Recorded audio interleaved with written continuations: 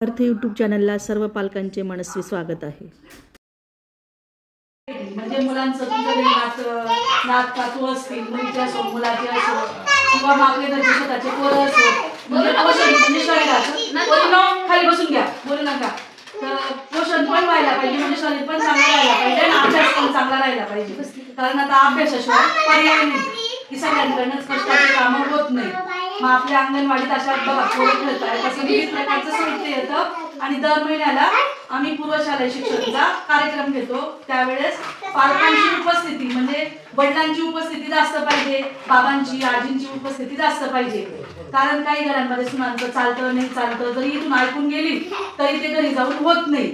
मग जर आजी बाबा आले आणि तिचा माणूस जर आला, तर पोरांचा पप्पा आला, तर तिघं जण मिळून करू शकतील, कारण तिचा स्वयंपाक मग आजी बाबा पण अभ्यास घेऊ शकतात आणि पप्पा पण अभ्यास घेऊ शकतात। यासाठी की वेळेवर पोरांचं जवळजवळ 85% विकास हा जन्म झाल्यापासून तर 6 वर्षाचं होतं तोपर्यंत होऊन जातो।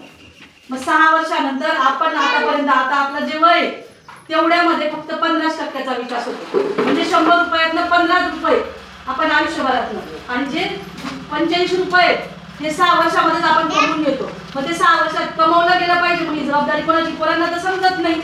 मग ते आपली पालकांची जबाबदारी की 85 रुपयाचा विकास बाळांचा हा 6 वर्षापर्यंतच राहिला पाहिजे। जर आपण 85 रुपयांना विकास पोरेच 6 वर्षांना करा नाही, तर 15 रुपये आयुष्यभर तो कमावू शकतो आणि त्या 15 रुपयावरच आयुष्याने कमाई आहे आणि त्यात काहीतरी कर्ज काढणं आणि पुढे जायचं। कुटुंब प्रमुख म्हणीसन किंवा एक स्त्री घर समायांकरता सक्षम पाहिजे, तर त्यावेळेस ते सक्षम व्हायला पाहिजे। म्हणून आपल्या गलीना समाजना आपला ज्या समाजाला असो त्या समाजाला जबाबदारी आपली दिली पडली। एकले नाही समजणं, पण दुसऱ्याला आपलं ज्याला समजतच नाही एकमेकांना पोलिसला मदत करा आणि पोलिसला शिकायला।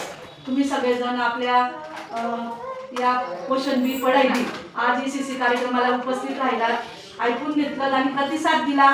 घरी जाऊन पण तुम्ही कराल, तुमच्या नातवांसाठी, नातूंसाठी, परत मुलांसाठी किंवा गल्लीतल्या मुलांसाठी जात नसतील तर सांगा त्यांना जा बुवा शाळेमध्ये, आणि तुमच्या समाजासाठी। त्याच्यामुळे मुलं तयार झाले तर समाज तयार होईल, समाज तयार झाला तर देश तयार होईल आणि समजेल की काय नुकसान आहे आपलं न शिकल्यामुळे।